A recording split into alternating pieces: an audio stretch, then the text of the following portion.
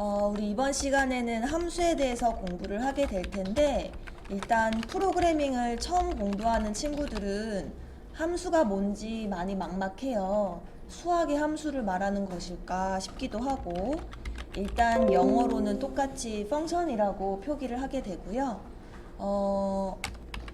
조금 설명을 드리자면, 기존에 우리가 document.write라는 출력문을 사용을 할 때 이 write를 함수라고 부르곤 했습니다. 그래서 영어 단어 뒤에 소가로가 등장하면 이를 함수라고 읽어주세요 라고 수업 초반에 이제 언급을 드렸는데, 이런 유용한 기능을 집약해 놓은 기술을 함수라고 보통 하거든요. 그래도 좀 많이 추상적이죠? 네. 지금까지는 이미 내장되어 있는, 즉 누군가 만들어 놓은 함수를 사용만 했다면, 이제는 우리가 직접 이러한 함수들을 만들어 보는 경험을 해보려고 해요. 그래서 이 함수의 문법부터 같이 한번 살펴볼게요. 일단 함수는 함수의 영어 단어인 펑션이라는 키워드가 바로 붙고요. 그리고 함수명이 등장을 하게 됩니다. 그 다음에 우리가 사용할 때처럼 소가로가 뒤에 붙고요. 우리 if나 for나 while 할 때 중괄호로 영역을 나타냈죠. 동일하게 중괄호의 시작과 끝으로 이 함수의 영역을 이렇게 표식을 하게 됩니다. 네. 한 가지 좀 조언을 드리면, 기존에 우리가 변수 같은 경우에는 명사적인 표현을 많이 써요. 예를 들면 let num은 10 이렇게 해서 num은 숫자 이런 단어인데, 함수의 경우에는 어떤 행위를 해주는 동작의 개념을 갖고 있어서 동사적인 표현을 많이 쓰는 것 같아요. 근데 뭐 절대 필수적인 건 아니고, 여러분들 또 입문하시는 회사나 사수에 따라서 다 다르겠죠? 그래서 뭐 예를 들면 write 같은 경우도 그렇죠. 무엇인가를 작성하다, 표기하다, 또는 뭐 print 이런 식으로. 네. 그래서 영어 단어를 활용하실 때 뭐 쌤도 완벽하게 하진 못하지만 보통 함수는 동사적인 영어 단어, 그리고 변수는 명사적인 표현으로 많이 쓰곤 합니다. 네. 자, 그리고 이 함수 내부에 말 그대로 기능을 우리가 작성을 하게 되는데, 이 기능들은 사실 우리가 앞전에 배열까지 공부하면서 for, while, if문을 작성을 했었죠. 그 모든 구조가 이 함수 안에 들어올 수 있다라고 생각을 해주시면 돼요. 사실은 외관에 껍데기만 하나 추가된 것이지, 내부에 우리가 표기하는 모든 내용은 기존에 공부한 내용 그대로 작성해 주시면 됩니다. 자, 그런데 아쉽게도 이 함수는 이렇게 표기만 하고 사용하겠다고 어필을 하지 않으면 동작을 하지 않아요. 그럼 사용법은 어떻게 하느냐? 함수명하고 소가로 세미콜론까지 해야지 사용하겠다라는 의미를 갖고 있어요. 그래서 보통 서적이나 이런 곳에서 이렇게 함수를 표식하는 것을 함수의 정의 또는 설계라고 표현을 하고요.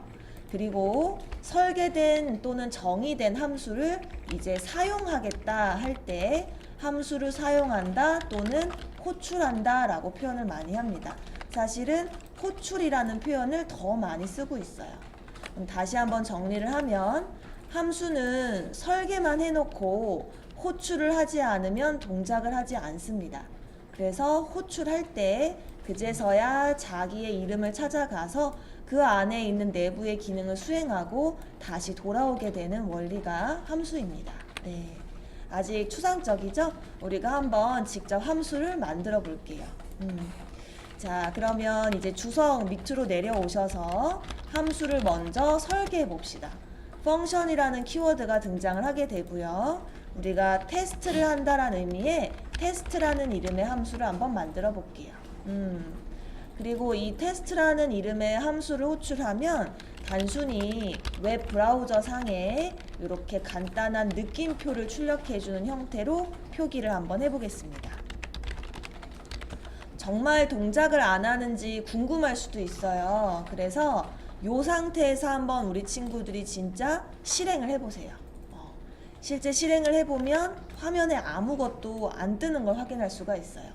지금 우리는 함수를 정의만 했을 뿐 아직까지 사용, 호출하겠다 언급을 안 해서 그래요. 그리고 많이 헷갈립니다. 이 자바스크립트로 함수를 공부할 때에는. 그래서 이렇게 정의하는, 즉 설계하는 부분과 호출하는 부분을 우리 친구들이 눈으로 볼 수 있게 주석으로 표식을 해주시면 좋을 것 같아요. 그래서 이 주석 밑에서는 호출하는 명령어로 함수의 이름 다음에 소가로 그리고 세미콜론 이렇게 붙여주세요. 그러면 좀 더 우리 친구들이 보기가 좋을 것 같아요. 그리고 다시 웹브라우저를 리로드하게 되면 이렇게 느낌표 3개가 출력되는 걸 확인할 수가 있습니다. 네. 지금부터 이제 어떤 부분이 혼란스러우냐면 도대체 어디서부터 독해를 해야 될지 난감할 수가 있어요. 그럼 우리 친구들이 코드를 읽을 때 위에서부터 아래로 읽는 건 괜찮아요. 테스트란 이름으로 함수를 만들었고 그 함수는 느낌표를 출력을 해주는 녀석이구나 라고 읽는 건 괜찮은데 실제 수행 순서, 실행 순서는 호출문에서 실행을 하게 돼요. 그래서 실행이 돼서 자기의 함수를 찾아가서 그 함수의 기능을 수행을 하고 이 기능은 뭐예요? 웹브라우저의 느낌표 3개를 출력해라 까지 하고 다시 되돌아옵니다. 이게 중요해요, 우리 친구들. 얘는 반드시 되돌아오도록 설계가 되어 있어요. 되돌아오지 않으면 어떻게 될까요? 이 21번째 이후에 또 추가적인 코드가 분명 등장할 텐데 그 문장들이 실행이 안 될 거예요. 그래서 함수는 반드시 기능을 수행하고 부른 사람 쪽으로 다시 되돌아온다는 걸 잊으면 안 돼요. 반드시. 네. 그런 원리 때문에 쌤이 테스트 세미콜론이라고 함수를 또 호출해도 또다시 수행이 되는 거예요. 왜냐하면 첫 번째 함수를 실행하고 되돌아와서 두 번째 다시 호출문을 수행했기 때문인 거죠. 그리고 또 다시 한번 실행을 해보게 되면 이번에는 느낌표 3번이 이제 2번 등장할 수밖에 없겠죠. 네. 이렇게요. 네. 그래서 조금 더 다양한 문제를 토대로 함수의 필요성을 느끼는 게 맞는데 지금 임시로 설명을 드리자면 이 함수는 이처럼 한번 자주 사용되는 기능을 정의해 놓았다가 내가 필요할 때마다 호출을 통해서 재사용이 높다, 재사용성이 좋다 이런 말을 많이 하곤 합니다. 네. 한번 설계만 제대로 해놓으면 우리가 호출을 통해서 굳이 설계를 또다시 할 필요가 없는 거죠. 실제 우리 친구들 지금도 코드를 작성하다 보면 뭐 예를 들면 합을 구하는 식 또는 개수를 구하는 식이 빈번하게 일어나는데 함수를 배우기 전이라 어쩔 수 없이 중복되더라도 계속 2번, 3번 연속해서 작성하는 경험을 한 번쯤은 할 거예요. 네, 그런 부분들을 나중에 함수로 구조하게 되면 굉장히 편리함을 느낄 수 있죠. 네. 근데 결국은 어때요? 함수를 내가 아무리 잘 알고 있어도 이 안에 기능을 논리적으로 설계를 잘 하지 못하면 아무 의미가 없어요. 결국 지금 후반에 나오는 함수와 클래스는 나중에 협업을 하기 위해서 또 데이터의 유지보수를 위해서 필요한 부분일 뿐 결국 개발자는 논리적인 부분을 더 많이 힘써서 공부를 해주셔야 한다는 부분 꼭 기억을 해주셨으면 좋겠어요. 네. 자, 그러면 우리가 조금 이른 감은 있지만 이 함수의 구조가 어떻게 형성이 되는지 잠깐 메모리 그림을 한번 살펴보도록 할게요. 이제 나중에 자바로 좀 더 명확하게 공부할 텐데 임시로 한 번만 더 들어주세요. 네. 그래서 자바스크립트로 보다는 자바로 공부를 할 예정이니까 지금은 한 번 더 미리 선행학습한다라고 생각을 해주시면 좋을 것 같습니다. 일전에 우리가 메모리는 크게 스택과 그리고 힙 그리고 스태틱 이렇게 3가지 영역이 있다라고 소개를 했었고요.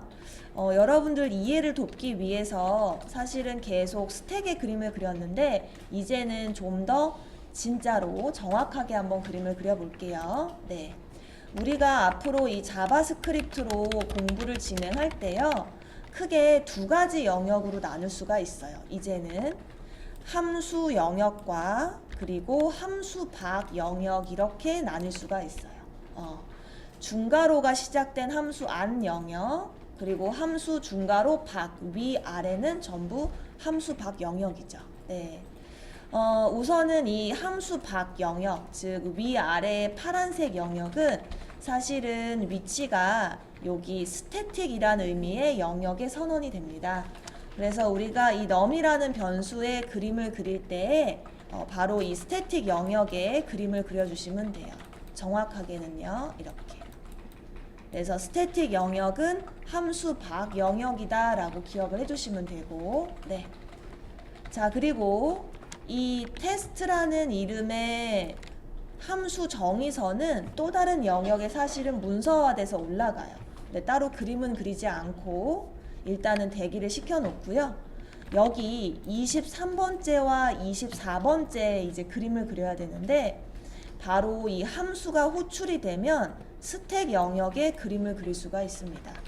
다시 정리를 하면요, 함수가 호출이 되면 스택 영역에 그림을 그려주시면 되고요. 그리고 스태틱 영역은 함수 밖 영역을 스태틱 영역이다 라고 기억을 해주시면 됩니다. 자, 테스트라는 이름으로 함수를 호출하게 되면 얘는 밑에서부터 차곡차곡 메모리가 쌓이게 돼요. 그래서 이렇게 호출하는 순간 박스를 하나 그려주시고 이 박스에 함수명을 이렇게 적어주세요. 네. 자, 그러면 이 테스트 함수는 자신을 찾아가서 화면에 느낌표를 출력을 하고 다시 되돌아오게 되면, 되돌아온다는 의미가 무엇이냐면 스택 영역에서 메모리가 삭제된다 라고 해주시면 돼요. 그냥 지워지는 거예요, 말 그대로. 그리고 또 테스트가 호출이 되면 또 다시 여기에 그려지는 거예요. 그리고 또 올라가서 수행하고 다시 되돌아오게 되면 얘는 지워지는 거예요. 그래서 스택이 모두 이제 실행할 기능이 없게 되면 그때 시스템이 끝나게 되는 거예요. 사실은 그런 원리입니다. 그래서 우리가 이 스택을 매번 그리고 지우고 하면 히스토리가 남지 않기 때문에 이제 제가 추천드리는 방법은 그냥 X로 지웠다가 다시 위에다가 그림을 그리고 또 지우고 이런 형태로 같이 실습을 할 예정입니다. 네. 다시 정리해 볼게요. 우리 함수는 이렇게 처음 알게 됐는데 함수 밖 영역과 함수 안 영역이 있더라. 함수 밖 영역은 이제 알고 보니 스태틱 영역의 그림을 그려주면 되고, 함수 호출 시에 발생하는 메모리 그림은 스택 영역에 그리되 얘는 특이하게도 수행하고 다시 돌아오면 지워지고 또 수행하고 다시 돌아오면 지워지는 형태로 메모리가 형성이 되더라 까지 기억을 해주시면 되겠어요.